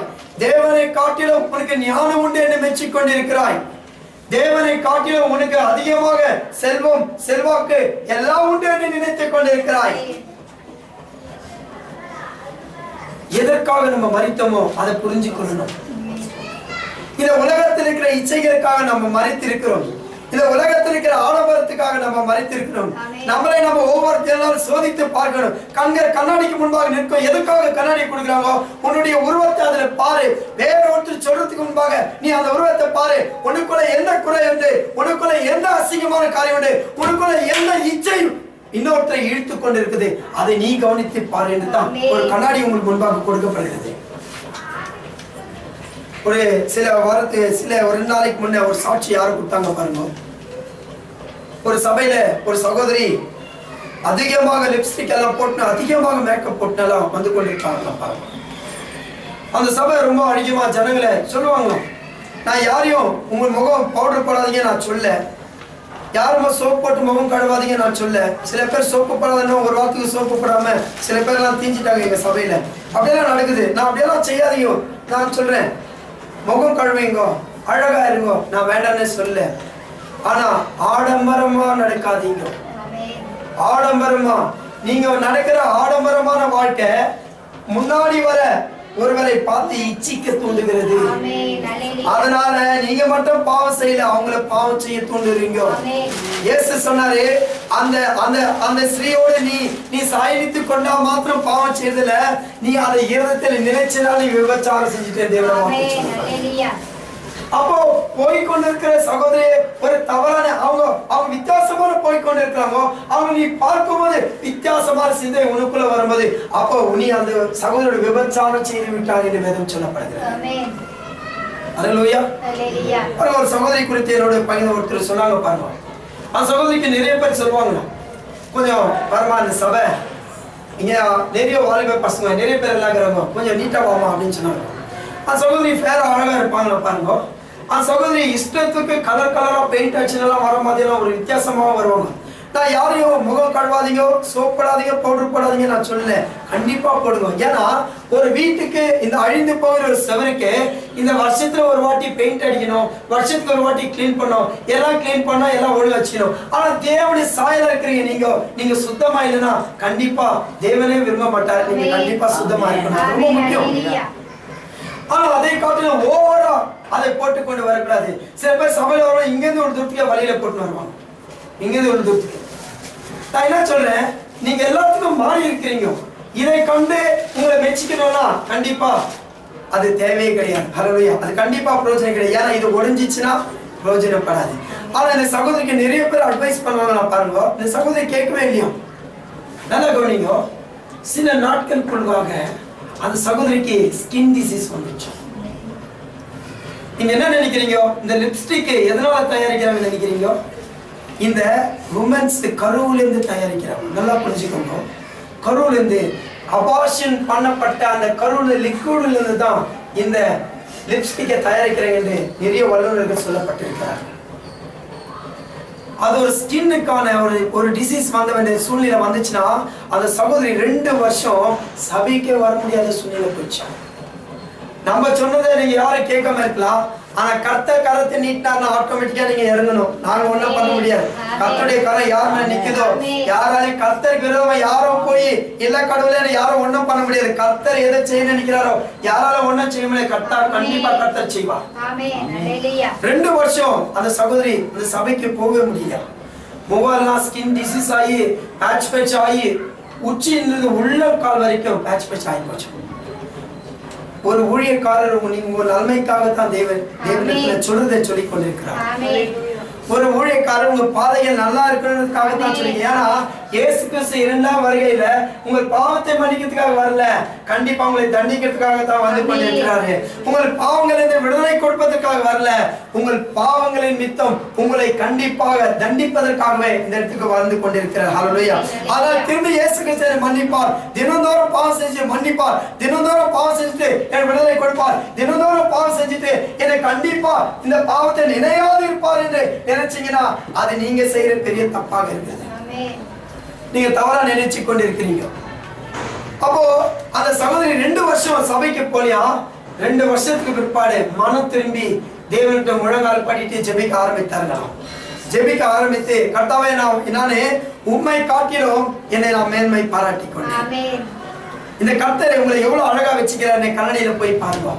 எவ்வளவு அழகா வச்சுக்கிறாரு. எப்படி நீங்க உங்களை அழகா பார்க்கணும், எப்படி அழகா பார்க்கணும், நீங்க ரோட்ல போகும்போது வீதியில பாருங்க, உங்களை காட்டில் எவ்வளவு பேர் மோசமா இருக்காங்க. உங்களுக்கு கண்களை கொடுத்து, உங்களுக்கு குரல்களை கொடுத்து, காதுகளை கொடுத்து, கால்களை கொடுத்து எவ்வளவு அழகா தேவன் வச்சுக்கிறார். அந்த தேவன் அவருடைய சாயலாக உங்களை படைத்திருக்கிறாரு என்று நினைச்சுக்கிறாங்க சொல்லிக்கிறது. ஆனா நீங்க என்ன நினைக்கிறீங்க, தேவனை காட்டிலும் அழகா இருக்கணும்னு நினைக்கிறீங்க. எது லூசிபர் தான் கிரியை செஞ்சு கொண்டிருக்காங்க. தேவனுக்கு மேல நான் அழகா இருக்கணும். சில பேர் என்ன நினைக்கிறாங்க, தினந்தோறும் குடிச்சிட்டு சென்ட் அடிச்சுன்னு வர்றதுனால பரிசுத்தம் நினைக்கிறாங்க. சென்ட் அடிக்கிறதுனால பரிசுத்தம் கிடையாது, உள்ள பரிசுத்தம் காணப்படணும். உள்ள பரிசுத்தம் காணப்படணும். இந்த சென்ட் இது கொஞ்ச நாள்ல வெளுத்து போயிடும். ஷர்ட் எப்படி கலர் மாறி போதோ அதே போல இந்த சென்ட்டுடைய வாசனையும் திரவம் மாறி போயிடும். சில பேர் நினைக்கிறாங்க, கர்த்தர் என்னோட உறவாடி கொண்டிருக்கிறார், கர்த்தர் என்னோட ஜெபிச்சு கர்த்தர் என்னோட ஜெபத்தை கேட்டுக்கொண்டே இருக்கிறான்னு ஒரு வார்த்தை சொல்கிறேன். முன்னே நீங்க கர்த்தரோட இந்த ஐக்கியத்தினாலும் அந்த பக்தினாலும் அந்த சின்ன காரியம் நடந்து கொண்டிருக்குது. எப்படி உதாரணம் பார்க்கலாம், இந்த ஃபேன் ஓடிக்கொண்டே இருக்குது. நீங்க சுவிட்ச் ஆஃப் பண்ணா கூட இந்த ஃபேன் சில வினாடிகள் ஓடும். ஏன்னா அந்த பவர் துண்டிக்கப்பட்டாலும் அது ஓடித்த அந்த வேகம் குறையும் வரை ஓடிக்கொண்டிருக்கும். இதே போலதான் கிறிஸ்துவ வாழ்க்கை. தேவன் என்னோடு இடைப்பட்டு கொண்டிருக்கிறார், என்னோடு பேசிக் கொண்டிருக்கிறார். நான் கர்த்தரை விட்டு விலகி போல, கர்த்தர் எனக்கு தூரமா இல்ல, சமீபத்தில் இருக்கிறார். நான் தினந்தோறும் ஜெபிக்கிறேன், கர்த்தர் என்னோடு பேசுகிறார். நீங்க தவறான காலத்தை நினைவு கொண்டிருக்கலாம். அது பவர் துண்டிக்கப்பட்ட ஃபேனை போல கொஞ்ச நாளுக்கு ஓடிக்கொண்டே இருக்கணும். அதுக்கப்புறம் எங்க போய் நிக்கன்னு தெரியாது. ஆனா இயேசு கிறிஸ்து அதிசீக்கிரத்தை அதுக்குள்ள வந்தாருன்னா கண்டிப்பா பரலோக ராஜ்யத்தில் நீங்க பிரவேசிக்க வாய்ப்பு கிடையாது. ஹல்லேலூயா, ஹல்லேலூயா, ஹல்லேலூயா. அதனால தேவனுடைய வார்த்தை சொல்லுது, அவர் பின்னர் நடந்த நீங்க கர்த்தருக்கு அறியாத நாட்களில் நடந்த ஒவ்வொரு காரியமும் கர்த்தருக்கு தெரியும். அந்த தேவனுடைய வார்த்தை சொல்லுது, நீங்கள் அவரை அறியாத நாட்களிலே நீங்க செய்த பாவங்களை கண்டும் காணாம விட்டு போயிட்டார். கவனிக்கலையா? எப்படி பரவாயில்ல, என்னைக்கு இருந்தாலும் எங்க இருந்தாலும் என்கிட்ட தான் வருவேன். நீ மனம் திரும்ப, நீ கண்டிப்பா என் பிள்ளையா மாறுவ, கண்டிப்பா என்னை நீ ஏற்றுக்கொள்வ, கண்டிப்பா என்னுடைய ரத்தத்தால் உன்னை கழுவேன்னு ஒரு விசுவாசத்தில் தேவன் அவரை கண்டும் காணாமல் விட்டு வந்தார். ஆனா இன்னைக்கு கழுவப்பட்டோம் ஜனங்க என்ன நினைக்கிறாங்களோ அதே பாவத்தை தொடர்ந்து இரட்டத்தனையாக செய்து கொண்டிருக்கிறார்கள். போய் சொல்லுங்க, இன்னும் அதிகமா போய் சொல்லிக்கிறாங்க. திருடுறவங்க இன்னும் அதிகமா திருடி கொண்டிருக்கிறாங்க. விபச்சாரம் செய்து கொண்டிருக்கிறாங்க, இன்னும் விபச்சாரம் செய்து கொண்டிருக்கிறாங்க. விக்கிர ஆராதனை செய்து கொண்டு இன்னும் விக்கிர ஆராதனை செய்து கொண்டிருக்கிறார்கள். எப்படி விக்கிர ஆராதனை? நிறைய விதமான விக்கிர ஆராதனை இருக்குது. ஒருவரு கணவனுக்கு பயந்து சபைக்கு வராது இருக்கலாம். சில பேர் மனைவிக்கு பயந்து சபைக்கு வராம இருக்கலாம். ஏன்னா கர்த்தரை காட்டிலும் கர்த்தரே தான் உங்களுக்கு அந்த கணவனை கொடுத்தது, கர்த்தரே தான் உங்களுக்கு அந்த மனைவியை கொடுத்தது, வேற யாரும் கொடுக்கல. ஆனா நீங்க முழங்கால் படிட்டு ஜெபித்தீங்கன்னா கண்டிப்பா அதுல அதிசயம் நடக்கும், கண்டிப்பா அற்புதம் நடக்கும். ஆனா யாரும் ஜெபிக்கிறது இல்ல, கர்த்தர் மேல சாக்கு போக்கு சொல்லிட்டு அவங்க அப்படியே விட்டுறாங்க. பாருங்க, எனக்கு ஒரு சகோதரி தெரியும், அவங்க யாருன்னு சொல்ல நான் விருப்பப்படல. நான் முத அவங்களை பார்த்த உடனே ரொம்ப ஆச்சரியமாயிடுச்சு. நான் நினைச்ச ஒரு அந்நிய ஜனங்களுக்கு போய் பேசுங்கிறேன். அவங்க கிட்ட நான் ஒரு பாஸ்டர் சொன்ன உடனே நேரம் அவங்க வீட்டுக்கு என்ன கூட்டம் போயிட்டாங்க. பாருங்க, எல்லாம் பேசி கொஞ்ச நேரத்துல பார்த்தாங்க. சொல்றாங்க, நான் விசுவாசி பிரதர், எனக்கு ஒரு பாஸ்டர் வேணும், நானும் வேண்டி இந்த தேவனை நான் ரொம்ப விரும்புறேன், தினந்தோறும் பைபிளை நான் வாசிக்கிறேன் அப்படின்னு எல்லாம் சொன்னாங்க. எனக்கு ரொம்ப ஆச்சரியமா இருந்துச்சு. ஏன் ஆச்சரியமா இருந்துச்சு என்று சொல்லி பார்க்கும்போது, நான் கர்த்தரோட உறவாடுறேன், கர்த்தரோட தான் இந்த நேரமா நான் இருக்கிறேன், இந்த வேத பகுதி இல்லாம நான் திரும்புறது இல்லைன்னு. ஆனா அவங்க முகத்தை பார்க்கும்போது ஒரு வித்தியாசமான கோணம், பயங்கரமான ஒரு பெரிய ஒரு ₹1 காயின் சைஸ்ல போட்டு பயங்கரமா இருந்துச்சு. பாருங்க, எனக்கு இவங்க விசுவாசியா? எப்படி விசுவாசி? வீட்டுல விக்கிரங்கள், அநேக விதமான விக்கிரங்கள், எப்படி விசுவாசி ஆக வேண்டும்? நீ அந்த அதாவது நீ வேர் பிரிக்கப்பட்டவன் என்று வேதம் சொல்லப்படுகிறது. நீ வேர் பிரிக்கப்பட்டிருந்தால் உனக்குள்ள ஒரு மாற்றம் காணப்பட வேண்டும். ஒரு அவிசுவாசியான ஒரு கணவன் தன் மனைவியோடு இணையும் போது அவிசுவாசியாக கணவன் மனைவியின் மூலமாக ரட்சிப்புகளை வருவான் வேதம் தெளிவாக சொல்லப்படுகிறது. அல்லேலூயா. உன் கற்புள்ள நடக்கைகளை கண்டு உன் கணவன் மனமாற வேண்டும் என்று வேதம் தெளிவாக பேசப்படுகிறது. அப்ப உனக்குள்ள ஒரு மனமாற்றம் கிடையாது. என் கணவன் சொல்லப்படித்தான் நடக்குதுன்னா கணவனும் கவாக்காரனர் தான், நீயும் கவாக்காரனர் தான், வேற எங்கேயும் போக முடியாது. அல்லேலூயா. 2 பேர் எரியிற அக்னி கடல்ல தான் எரிய முடியும். ஓகே, தொடர்ந்து இந்த வேதம் என்ன சொல்கிறது? அப்போ உன்னுடைய பின்னாடி நடந்த கிரைகளை நான் கண்டு இருக்கிறேன், முன்னாடி நடந்திருக்கிற கிரைகளை நான் கண்டு இருக்கிறேன். ஏன்னா பின்னாடி நீ என்னை அறியாத செய்த தவறுகளை நான் கண்டு இருக்கிறேன். ஆனா இப்போ நீ தெரிஞ்சு அறிந்து செய்து கொண்டு தைரியம் என்னன்னு, கர்த்தரை மன்னிப்பார், கர்த்தரை எப்படி விடுதலை கொடுப்பார், கர்த்தர் கண்டிப்பா காப்பாற்ற ஒரு தைரியம் உள்ள கடவுள் கூடவே வச்சுக்கின்னு உள்ள இதயத்தில் தேவன் உள்ள வாசம் செய்து கொண்டாரு. அவர் பக்கத்துல நினைக்கிற வாயை தொடர்ந்தா போய் பேசுறது. அவர் உள்ளத்துல வாசம் செய்து கொண்டிருக்கிறார். அவர் வைத்துக் கொண்டு விபச்சாரம் செய்து கொண்டிருப்பது, அவர் உள்ளத்துல வாசம் செய்து கொண்டிருக்கிறார். அப்படியே திருட்டுதானே செய்யுது. வாயை திறந்தா அந்நிய பாஷை வருது. பாருங்க, எந்த அந்நிய பாஷை? இந்த காதை கேட்க கூடாத அளவுக்கு அந்நிய பாஷை, கெட்ட வார்த்தைகள். உங்கள் இதயத்தில் தேவன் வாசம் செய்து கொண்டிருக்கிறார். உங்கள் கிரைகளை கண்டு கொண்டிருக்கிறார். உங்களுடைய ஒவ்வொருடைய கிரைகள் தேவன் பார்த்து கொண்டிருக்கிறார். அல்லேலூயா. அதான் தேவன் சொல்றாரு, 2வது வருகையில தேவன் உங்களுடைய பாவங்களை மன்னிக்கிறவரை கண்டிப்பா வரப்படுறதில்ல. ஒரு மனமாறுதல் உங்களுக்குள்ள தேவை. ஆனால் தேவன் வார்த்தைகள் கொண்டு உங்களோடு பேசிக்கொண்டு ஒரு மனமாற்றம் தேவை. உங்கள் உள்ளத்துல தேவை, உங்கள் சரீரத்தில் தேவை, உங்கள் சொந்தத்துல தேவை, உங்கள் சுத்த வட்டாரத்தில் தேவை. நீங்க இருக்கிற இடத்துல ஒரு சாட்சியாக இருந்தீங்கன்னா கண்டிப்பா தேவனத்துல மகிமைப்படுவார். அநேக அதிசயத்தை நீங்க காணலாம். தொடர்ந்து வாசிங்க என்னோடு சேர்ந்து பாருங்க. இதே வார்த்தை தானியேலில ஒரு வார்த்தை தேவன் கொடுத்திருக்கிறார். தானியேல வாசிங்க 10:6. தானியேல்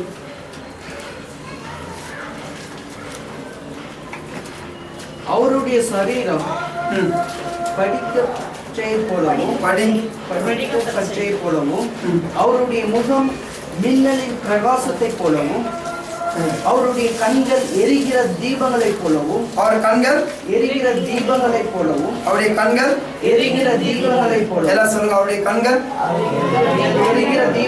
எரிகிற தீபங்களைப் போல இருக்குமா? இதுக்காக தான் இந்த வார்த்தையை கொண்டு வந்தேன்.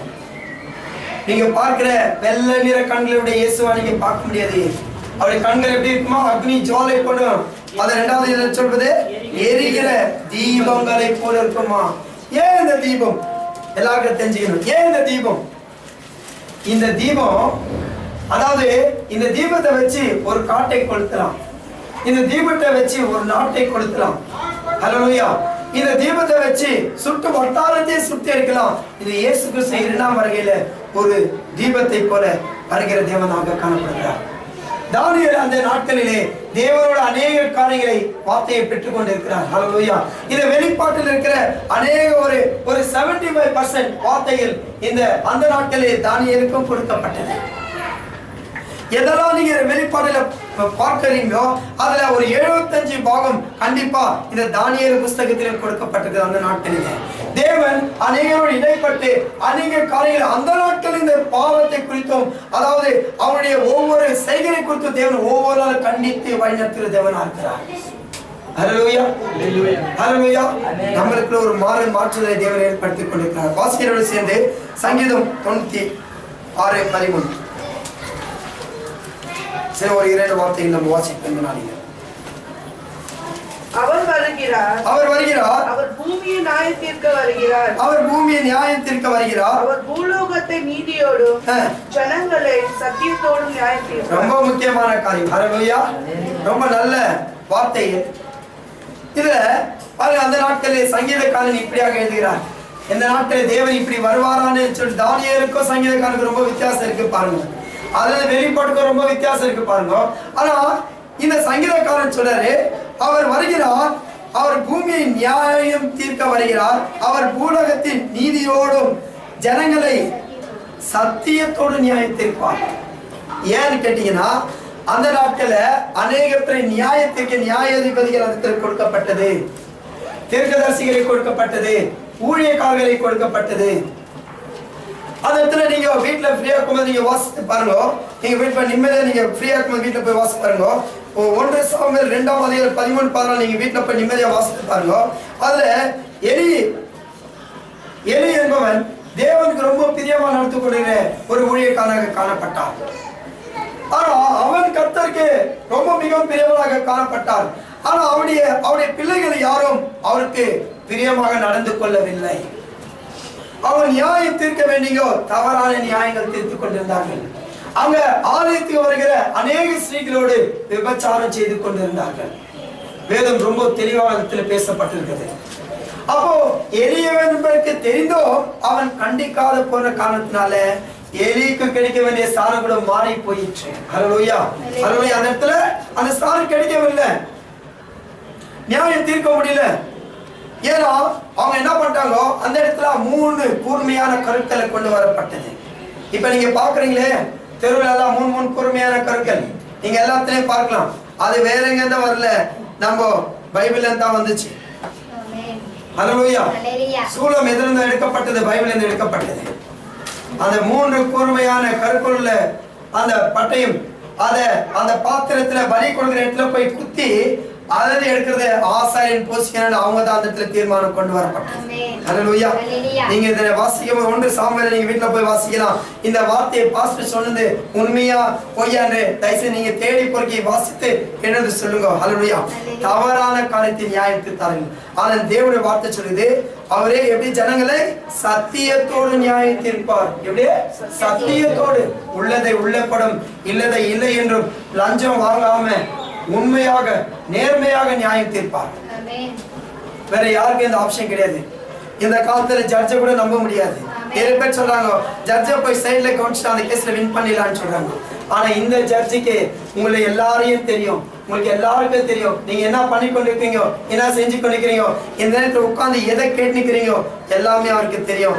அதான் நியாயம் தீர்க்கும் போது சத்தியத்தோடு நியாயம் தீர்ப்பார். ஹல்லேலூயா. யாரும் வந்து ஒண்ணுமே அதனாலதான் ஜீவ புஸ்தகம் வேற அங்க வச்சுக்கிறாரு. என்ன ஜீவ புஸ்தகம், ஞாபக புஸ்தகம் வேற வச்சுக்க. என்ன ஞாபக புஸ்தகம், நீங்க எதை பேசுனீங்க நாங்க எழுதி வச்சுக்கிறோம். டேட்டு நேரம் இந்த இடத்துல இருக்கிற 2 பேர் சாட்சி. இந்த இடத்துல சாமிநாதர் டை போட்டு உட்காந்துக்கிறாரு, அந்த இடத்துல காணிக்கராஜி சென்னையில வந்து உட்காந்துக்கிறாரு. 2 பேரும் உங்களுக்கு முன்பாக சாட்சியை கொண்டு நிறுத்துவாரு. இவங்க முன்பாக அன்னைக்கு இந்த கிரிய நடத்துல இதான் சாட்சி. 2 சாட்சி. ஹல்லேலூயா. சத்தியத்தோடு நடத்துவார். மனிதன் போல அல்ல. ஓ என் பிள்ளையா கொஞ்சம் குறைச்சி நியாயம் தீர்க்கலாம், ஓ என் சொந்தக்காரா குறைச்சி நியாயம் தீர்க்கலாம், அப்படி கிடையாது. நியாயம் நேர்மையோடு தேவன் நியாயத்திற்கு வரப்பட்ட இது சங்கீதக்காரருக்கு ரொம்ப தெளிவா பாருங்க. What a wonderful God. நமக்கு எவ்வளவு அருமையான தேவன் பாருங்க. இந்த ஜனங்களுக்கு ஏற்கனவே நியாயம் தீர்ப்பதை பற்றி ஏற்கனவே அவங்க போதிச்சிருக்கிறார். சங்கீதக்காரர் அப்ப இருக்கிறார், அவர் வருவாரு, ஆனா நியாயம் தீர்ப்பாரு, சத்தியமாக நியாயம் தீர்ப்பார். ஹல்லேலூயா. ஏன்னா வேதத்துல அநேக ஊழியக்காரர் எழுப்பினார் தேவனே நீ நியாயம் தீர்ப்பு. அநேக லஞ்சம் வாங்கிட்டு பொய் பேசி பித்தலாட்டம் பண்ணிட்டு அவங்க அந்த இடத்துல கர்த்தருக்கு விரோதமாக அநேக தவறான காரியங்களை செஞ்சுட்டாங்க. பாருங்க, அதே போல சங்கீதக்காரர் இன்னொருத்துல பேசுகிறார் பாருங்க. அதே போல சங்கீதம் 98:9 வாசம். அவர் பூமியை நியாய தீர்க்க வருகிறார், பூலோகத்தை நீதியோடும் ஜனங்களை நிதானத்தோடும் நியாயம் தீர்ப்பார். அவர் பூமியை நியாயம் தீர்க்க வருவார், பூலோகத்தை நீதியோடும் ஜனங்களை நிதானத்தோடும். ஹல்லேலூயா. எப்படி அவசரமா ஏதோ ஜட்ஜ்மெண்ட் கொடுக்கறது இல்ல, அவசரமா ஜட்ஜ்மெண்ட் கொடுக்கறது இல்ல, ஒரு பொறுமையோடு காத்து கொண்டிருப்பாராம். பொறுமையோடு நியாயம் தீர்க்க வருகிறார். எல்லாம் சொல்லுங்க, பொறுமையோடு. அதனால நீங்க அவசரப்பட்டு வாயை திறந்து கொட்டிட்டீங்கன்னா கூட அதை அவருக்கு பெருக்கி வச்சுங்கிறாரு. என்னப்பா பேசினாங்க இவங்க, கொடாகட்ட போய் எப்படிப்பா சண்டை போட்டாங்க, வீட்டுக்கார்ட்ட எப்படிப்பா சண்டை போட்டாங்க, மாமியார்ட்ட எப்படிப்பா சண்டை போட்டாங்க, மருமகள்கிட்ட எப்படிப்பா சண்டை போட்டாங்க, பக்கத்துல இருக்கிறவங்கிட்ட அன்பா நந்துக்கிறாங்களா, அவர் அங்க நிதானம். நீங்க அவசரத்துக்கு கொட்டிட்டீங்கல்ல, அதான் சொல்றாங்க அரிசியை கொட்டினாங்களும் பொறுக்கலாமா, ஆனா வார்த்தையை கொட்டினா பொறுக்க முடியாது. ஹல்லேலூயா. வார்த்தையை கொட்டினா பொறுக்கவே முடியாதான். கர்த்தர் காத்துக்கிறாரு. நீங்க கொட்டு மகனே நான் பிடிச்சிக்கிறேன், நாக்குறதே நீ கொட்டுறதை பிடிக்கிறதுக்காக தான். பக்கத்துல புக்கு மீட்டர் எழுதே பிடிக்கிறது கிரைம். அதனால்தான் ஒரு பாஸ்டர் நிறைய பேருக்கு இப்படி போதிக்க ஆரம்பிச்சாரு. பாவத்தை உச்சாரோ, பாவம் செய்யாதீங்க, பாவம் செய்யாதீங்க. ஏன்னா நானும் ஒரு பாஸ்டர், அதனால உங்களுக்கு பகிர்ந்து கொண்டிருக்கேன். ஹல்லேலூயா. பாஸ்டர் மட்டும் பாவத்தை செய்யலாமா நிறைய பேர் நினைக்கூடாது பாருங்க. ஏன்னா நிறைய பேர் நினைக்கிறதால எனக்கு தெரியுது, இந்த இடத்துல கேட்குது, இதெல்லாம் நானும் கேட்டுக்கிறேன். ஹல்லேலூயா. அங்க நானும் உட்கார்ந்து அந்த சாமத்துல பாத்துக்கிறேன். ஒரு பாஸ்டர் பாருங்க, அதாவது என்ன சொல்லப்பட்டுச்சுன்னா ஒரு சட்டம் இருந்துச்சான், யாரெல்லாம் பாவம் செஞ்சு மறைத்தார்களோ அவங்க பரலோகத்துக்கு போகும்போது அவங்க கை நிறைய சாக் பீஸ் எடுத்துன்னு போகணுமா. எடுத்துன்னு போய் என்ன பண்ணன்னு கேட்டீங்கன்னா, அவங்க எந்த படிக்கட்டு எடுத்ததுக்கு முன்பாக அந்த சாக் பீஸ்ல இறக்கி எழுதி அவங்க செஞ்ச பாவத்தை நான் கிறுக்கி முடிச்சுட்டு போகணுமா. ஒரு பாஸ்டர் செத்தாரா, செத்து போய் கொஞ்ச நாள் விட்டு அவங்க மகனும் செத்தாராம் பாருங்க. பாஸ்டர் செத்துட்ட உடனே பாஸ்டர் மேல இப்படி ஒரு சாக் பீஸ் நேரம் எடுத்து மேல வரைக்கும் போனாராம். போயிட்டு மகன் வரப்போ திரும்பி பின்னாடி மகன் இறங்கி பாஸ்டர் இறங்கி வந்தாராம். மகன் கேட்டாரு, அப்பா நீங்க எனக்கு முன்னாடி எப்போ செத்துட்ட, நீ என்னத்துக்கு அப்பா போயிட்டு திரும்பி சாக் பீஸ் பொறுக்க வந்துக்கிறேன்னா. இல்ல மகனே, உன்னை காட்டில அதிக பாவம் செஞ்சுக்கிறேன், நானு எடுத்து போன சாக் பீஸ் எழுத 10ல இன்னொரு வாட்டி எடுக்க வந்துக்கிறேன் அப்படின்னா. ஹல்லேலூயா. எடுத்துன்னு போன சாக் பீஸ் 10ல இன்னும் அதிகமான நான் பாவம் செஞ்சுக்கிறேன், அதுல இன்னொரு வாட்டி எழுதின்னு பொறுத்துக்காக நான் வந்தேன் அப்படின்னா. அன்பான தேவன், தேவன் எல்லாருக்கும் நியாயம் ஒரே மாதிரி பட்சபாதம் பார்க்காமல் தேவன் நியாயத்தை தீர்க்கிறார். நிதானமா நியாயம் தீர்க்க போகிறார். நீங்க நினைக்கலாம் அவசரமா. ஏதாவது சில பேர் சொல்லுவாங்க, ஏர்போர்ட்ல சில பேர் கிராஜுவேட் இல்லைன்னு சொன்னாக்கா அவங்களுக்கு எமிகிரேஷன் ஆகாதான், அங்கெல்லாம் போய் வேலை பண்ண நம்ம கூலிக்கார வேலை பண்ணக்கூடாது கவர்மெண்ட் நினைக்குது. ஆனா இவங்க புஷ் பண்ணி அனுப்பிச்சுடுறது. எப்படின்னா ஃபிளைட்டு போறதுக்கு ஒரு 10 நிமிஷம் இருக்கும் போதுல நேரம் ஓடி போய் உங்க ஃபிளைட்ல ஏறி விட போய் உட்காந்துக்கலாம். நம்ம ஃபிளைட்ல போயிருந்து அதான் புஷிங். ஒரு சீல அர்ஜென்ட்டுக்கு ஒரு சீல் அடிச்சு எதுவுமே செக் பண்ண ஓடு உள்ள ஓடு, திரும்பி பாதா பிடிச்சுவா அப்படின்னு உள்ள ஏற்றி விட்டுருவான். அதான் எமிகிரேஷன். ஜனங்க நினைக்கிறாங்க அந்த மாதிரி கர்த்தர் ஃபிளைட்ல புஷ் பண்ணுவா, நம்மளை புஷ் பண்ண கிடையாது. தேவனை வார்த்தை நிதானமா நியாயம் தீர்க்க. எல்லாம் சொல்லுங்க, நிதானமா நியாயம் தீர்க்கிறார். எப்படி தீர்க்கப்படுகிறதா? ஓகே. கர்த்தர் உங்களுடைய ஒவ்வொரு கிரியைகளும் ஏன் நிதானமா நியாயம் தீர்க்கிறார்? அதே நீங்க சாமுவேல் புத்தகத்தை வீட்டுல போய் வாசிங்க. 1 சாமுவேல் 8ஆம் அதிகாரம் 1-5 வரைக்கும் வாசிக்கும் போது வேதாகமத்தில் சொல்லப்படுகிறது, சாமுவேல் கர்த்தருக்கு ரொம்ப பிரியமாக, ஆனா அவருடைய பிள்ளைகளோ அவருக்கு பிரியமான காலத்தில் நடக்கவில்லை. இந்த ஜனங்களாம் போய் எங்களுக்கு ஒரு ராஜா வேணும்னு கேட்கிறாங்க. ராஜா வேணும் கேட்கும்போது ஏன் ராஜா வேணும் கேட்கிறான்னு கேட்டீங்கன்னா, சாமுவேல் நினைக்கிறாரு என் மேல இருக்கிற கோபத்தினால அப்படின்னு சாமுவேல் நினைக்கிறாரு. ஆனா கர்த்தர் சொல்றாரு, சாமுவேல உன் மேல இருக்கிற காலத்தினால அல்ல, ஏன்னா இந்த ஜனங்கள் என்ன வேணும்னு சொல்லிட்டாங்க. ஏன் என்ன வேணும்னு சொன்னீங்கன்னா, உன் ஜனங்க எல்லாத்தையும் லஞ்சம் வாங்கி மோசமான தீர்ப்பு சொல்லிட்டாங்க. இதெல்லாம் கொஞ்சம் வித்தியாசமாக பார்க்கறேன். இதெல்லாம் கொஞ்சம் வித்தியாசமான போதனையா. ஹல்லேலூயா. நான் வேதத்தில் இருக்கிறதா உங்களோட பகிர்ந்து கொண்டிருக்கிறேன். வேதம் ரொம்ப தெளிவா, இங்கிலீஷ் பைபிள் ரொம்ப தெளிவா சொல்றது, இஸ் கரெக்ட் பிரைட் அப்படின்னு இங்கிலீஷ் பைபிள்ல சொல்லப்பட்டிருக்குது. லஞ்சம் வாங்கி தவறான வழியில் நியாயம் தீர்த்துட்டாங்களாம். ஆனால் தான் சங்கீதக்காரர் எழுதும்போது சொல்றாரு, அவரு நிதானமா நியாயம் தீர்ப்பார். அவசரப்பட்டு லஞ்சம் வாங்கி இந்த சைட்ல இந்த கேட்ல ஓடு, நீ இதை கொடுத்துட்டு நீ இந்த கேட்ல ஓடு அப்படின்னு மாறு கேட்டா போட்டு கொண்டு இல்ல, நிதானமா நியாயம் தீர்க்கிறாங்க. இன்னும் நிறைய பேர் நினைக்கிறாங்க, இதே சொல்லித்தான் பிரதர் நாங்க 2012 வருஷம் கடந்த பிரதர், இன்னும் எப்பதான் இயேசு கிறிஸ்து வருவாங்க. என்னோட சேர்ந்து ஒரு வசனத்தை வாசிங்க. 2 பேதுரு 3ஆம் அதிகாரம் 9ஆம் வசனம். நான் வாசித்து ஜெபிக்க ஆசைப்படுகிறேன். தாமதிக்கிறார் என்று சிலர் எண்ணுகிறபடி கர்த்தர் தமது வாக்குத்தத்தத்தை குறித்து தாமதமாயிராமல் ஒருவனும் கெட்டு போகாமல் எல்லோரும் மனம் திரும்ப வேண்டும் என்று விரும்பி நம்மேல் நீடிய பொறுமை உள்ளவராக இருக்கிறார். இன்னும் அழகான வார்த்தை பாருங்க. நம்ம பாவி, துரோகி, மோசம் எல்லாமே கர்த்தருக்கு தெரியும். ஆனா 2000 வருஷத்துக்கு முன்பாக, 2012 வருஷத்துக்கு முன்பாக தேவனுடைய வார்த்தை சொல்லிச்சு. ஆனா ஜனங்க என்ன நினைக்கிறாங்க, பிரதர் இயேசு வரல, நாங்க வரல, இன்னும் வரல.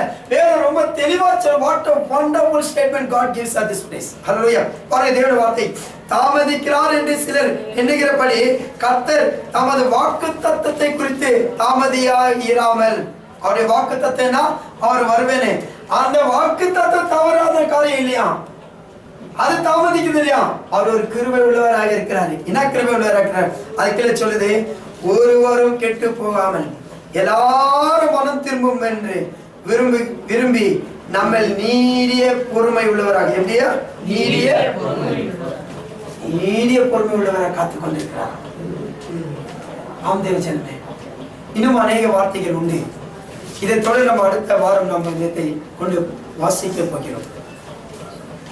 உங்களுடைய ஒவ்வொரு கிரியைக்கு தக்கதாக இந்த வெளிப்பாடுல கடைசி ஒரே வார்த்தையை நீங்க வாசிங்க. வெளிப்பாடு 22:12 ஒரு வார்த்தையை வாசிங்க. இந்த கடைசியாக கொடுக்கப்பட்ட சீக்கிரமாய் வருகிறேன், அவனவனுடைய கிரைகளின்படி அவனவனுக்கு நான் அளிக்கும் பலன் என்னோடு கூட வருகிறது. போதும். ஹல்லேலூயா. தேவனுடைய வார்த்தை சொல்லுது, இவர் நீடிய பொறுமை உள்ளவராக காத்துக் கொண்டிருக்கிறார். எதுக்காக? ஒருவரும் தண்டிக்க கூடாது, ஒருவரும் பாதாளத்துக்கு போகக்கூடாது. ஹல்லேலூயா. பாருங்க, நான் சொன்னேன் இல்லையா, உங்களோட ஒரு சகோதரி என்னோட ஜெபம் பண்ணுங்கன்னு சொன்னாங்கன்னு. அந்த சகோதரி அவங்க படிக்கிறதே கிடையாது. நிறைய டியூஷனுக்கெல்லாம் நிறைய அவங்க தாயார் கஷ்டப்பட்டு எல்லாத்துக்கும் செலவழிச்சிருந்தாங்க. ஆனா எந்த காரியத்தை ஒழுங்கா செய்யணுமோ அவங்க வாழ்நாள்ல அந்த காரியத்தை ஒழுங்கா செய்யல. ரிசல்ட் வந்த பின்னே அழுந்து உட்கார்ந்துக்கிறாங்க. இதே போன்ற தேவன் உங்கள் வாழ்க்கையில பரீட்சைக்கான நேரத்தை உங்களோடு கொடுத்து கொண்டிருக்கிறார். You should be prepared to write an exam. நீங்க தேவனுடைய தீர்மானம் நியாயம் தீர்க்கிற நாட்களுக்கு நீங்கள் அதை சமாளிக்க, அதாவது அதை எடுத்து நீங்க மேற்கொள்ளத்தக்கதாக, அந்த நியாய தீர்ப்பை சந்திக்கத்தக்கதாக தேவன் இந்த நாளையே உங்களுக்கு பொறுமையோடு நீடிய பொறுமை கொடுத்து உங்களை காத்துக்கொண்டு வழிநடத்தி கொண்டிருக்கிறார். எக்ஸாம் எழுதின பிற்பாடும் மறித்த பிற்பாடும் அழுது பிரயோஜனம் கிடையாது. எக்ஸாம் எழுதி முடிஞ்சிச்சுன்னா இனி அது உங்க கையில கிடையாது. இந்த வாழ்க்கையானது இந்த அம்புவை போல. இந்த அம்பு உங்க கையில இருக்கிற வரைக்கும் தான் உங்களுடைய கண்ட்ரோல். இந்த அம்புவை நீங்க ஒரு இடத்துல குறி பார்த்துறீங்க, இந்த குறி என்பது வாழ்க்கையாக காணப்படுகிறது. இந்த வாழ்க்கை நீங்க பரிசுத்தமான வாழ்க்கையை நோக்கி குறி வைத்துக் கொண்டிருந்தால் கண்டிப்பா உங்க வாழ்க்கையில பரிசுத்தமான காரியம் நடக்கும்.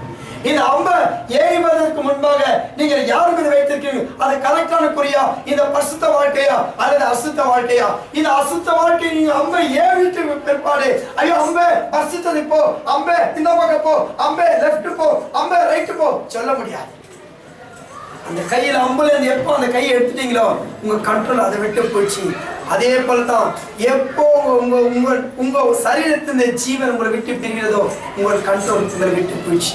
இனி அதுக்கப்புறம் எதுவுமே கிடையாது. எக்ஸாம் எழுதி முடிஞ்சிட்ட உடனே உங்க கண்ட்ரோல் அதுல இருந்து விட்டு போச்சு. அதுக்கப்புறம் கண்ணீர் வச்சு பிரயோஜனம் கிடையாது. அதுக்கப்புறம் ஐயோ எனக்கு இன்னும் ஒரு வாய்ப்பில கொடுத்தா நான் நல்ல எக்ஸாம் எழுதுவேன் யோசிக்கிறது பிரயோஜனம் கிடையாது.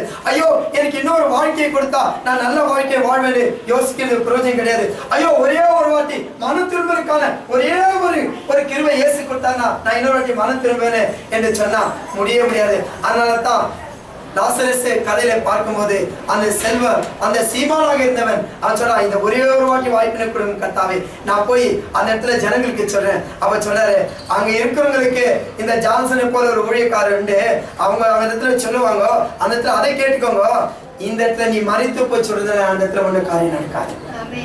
அல்லேலூயா. அதுக்காகத்தான் இந்த இடத்துல சேவியர் மெஸ்ஸியா மினிஸ்ட்ரி என்ற ஒரு ஊழியத்தை தேவன் கொடுத்திருக்கிறார். அப்படிப்பட்ட ஜனங்களுக்கு இந்த இடத்துல ஒரு விடுதலை கொடுப்பதற்காக. அல்லேலூயா. மறித்த பிற்பாடு நீங்க எந்த காலத்தையும் செய்ய முடியாது. எக்ஸாம் எழுதிட்ட பிற்பாடு நீங்க அதை வச்சு யோசித்து ஒன்னும் பிரயோஜனம் கிடையாது. எழுதுற வரைக்கும் தான் ப்ரிப்பரேஷனு. நீங்க உயிரோடு இருக்கிற வரைக்கும் தான் அவங்க வாழ்க்கையில அந்த ப்ரிப்பரேஷனு. இது ரெண்டு எக்ஸாமும் வாழ்க்கையும் அப்படியே ஒப்பிட்டு பாருங்க.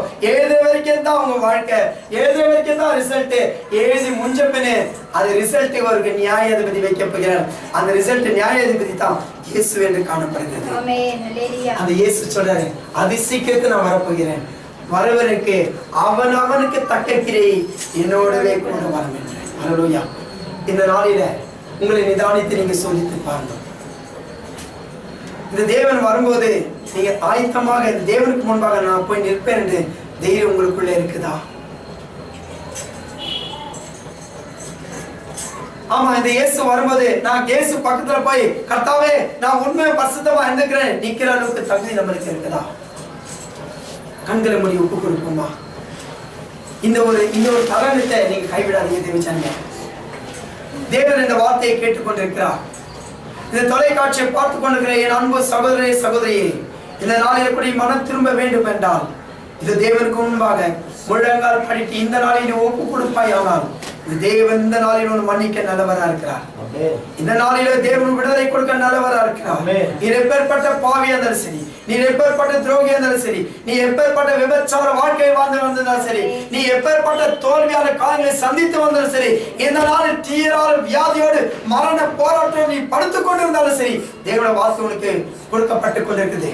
இந்த நாளில் நீ ஒப்பு கொடுப்பாய். ஆனால் இதோ உன்னுடைய பாவங்களை அறிக்கை இடுவாயானால் இதோ இந்த நாளில ஐயோ இப்பேற்பட்ட பாவங்களை செய்தேன் என்று ஒரு விசை மனதுருகி கர்த்தருடைய பாதத்தில் ஒப்பு கொடுப்பாயானால் தேவன் சொல்லுகிறார் அவனுக்கு தக்க கிரைகளை நான் கொண்டு வருகிறேன், வரும்போது என்னோடு கூடவே கொண்டு வருகிறேன் தேவன் சொல்லிக் கொண்டிருக்கிறார். உங்களில் யாரெல்லாம் இந்த நாள் நான் ஒப்பு கொடுப்பேன் என்று சொல்கிறோம் உங்களை கையில உயர்த்தி கர்த்தருக்கு முன்பாக உயர்த்துங்க. உங்களுக்காக செபிக்க போகிறேன். யாரும் கண்களை திறக்க வேண்டாம். நீங்க யாரும் அக்கம் பக்கத்துல இருக்கிறவங்களை பார்க்க வேண்டாம். யாரும் பக்கத்துல இருக்கிறவங்க உங்களுக்காக எக்ஸாம் எழுத முடியாது, அவங்க உங்களுக்காக பரிசுத்த வாழ்க்கையை வாழ முடியாது, அவங்க உங்களுக்காக பரலோகத்துக்கு போக முடியாது, நீங்க அவங்களுக்காக பரலோகத்துக்கு போக முடியாது, நீங்க அவங்களுக்காக எந்த ஒரு நன்மைகள் செய்ய முடியாது. உங்கள் நன்மைகள் மித்தம் பரலோக ராஜ்யத்தில் இடமே இல்லை. உங்களை ஒப்பு கொடுப்பீர்களா? உங்களை ஒப்பு கொடுப்பீர்களா? கடைசி நேரத்தை கடந்து வந்திருக்கோம் தேவச்சனமே.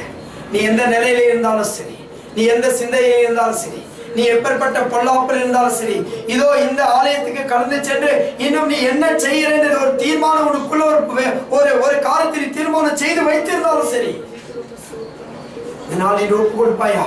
இந்த ராத்திரியில கர்த்தர் வருவாரானால் நீ எங்க செல்வாய்? உன்னை நீ யோசித்து பார். பரலோகத்துக்கு உனக்காக ஒரு இடம் ஆயத்த செய்து கொடுக்கப்பட்டிருக்கிறது.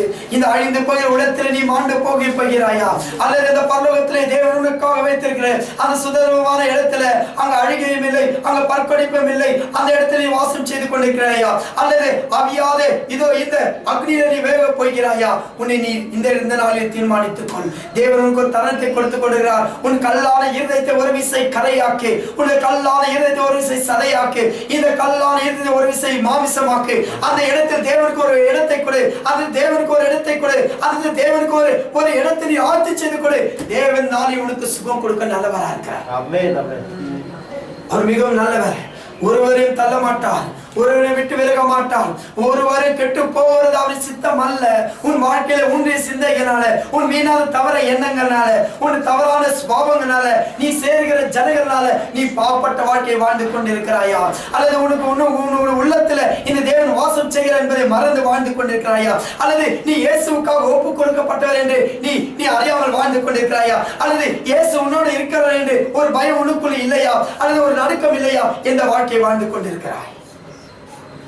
Oh Jesus. அன்பின் பரலோக நல்ல பிதாவே, அருமையான கால வேலைக்காக நன்றி கூறுங்க தாவே. இந்த நாளையில கூட கர்த்தாவே, இந்த வார்த்தை கொடுத்திருக்காக நன்றி கர்த்தாவே.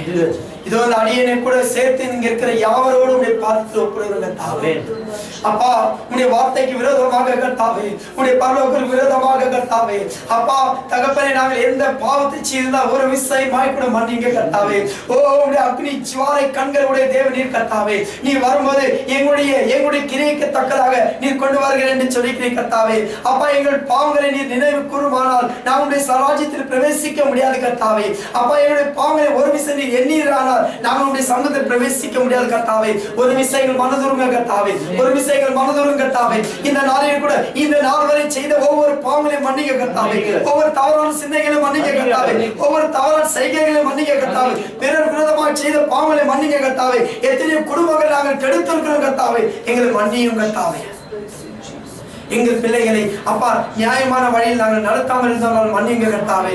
எங்கள் கணவனுக்கு கீழ்ப்படியாமல் இருந்தால் மன்னிங்க கர்த்தாவே. எங்கள் மனைவிக்கு கீழ்ப்படியாமல் இருந்தால் மன்னிங்க கர்த்தாவே.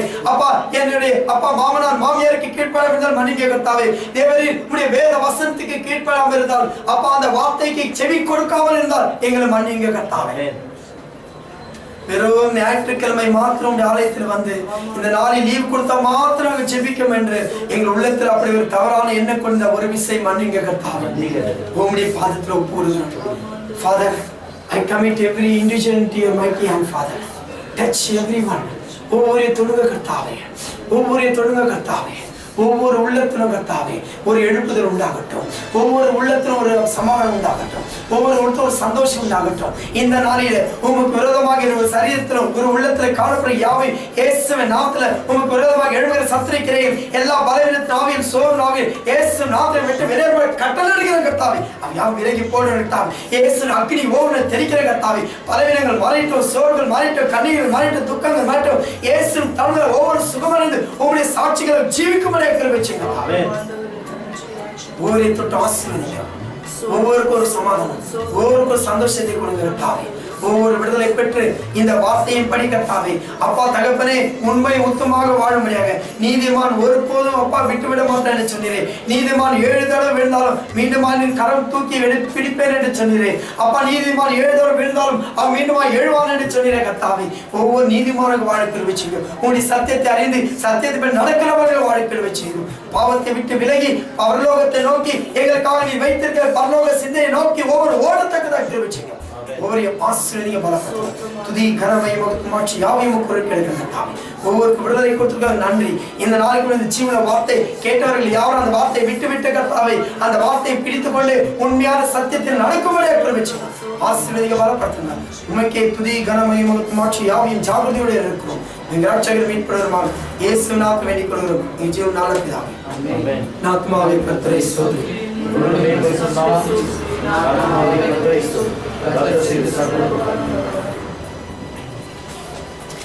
நம் கர்த்தராகிய இயேசு கிறிஸ்துவின் கிருபையும் பிதாவாகிய தேவனுடைய அன்பும் பரிசுத்த ஆவியானவருடைய ஐக்கியம் சதா காலம் உங்களோடும் உங்கள் குடும்பத்தோடும் இயேசு கிறிஸ்து 2ஆம் வருகை மட்டும் தங்கி தரித்திருப்பதாக.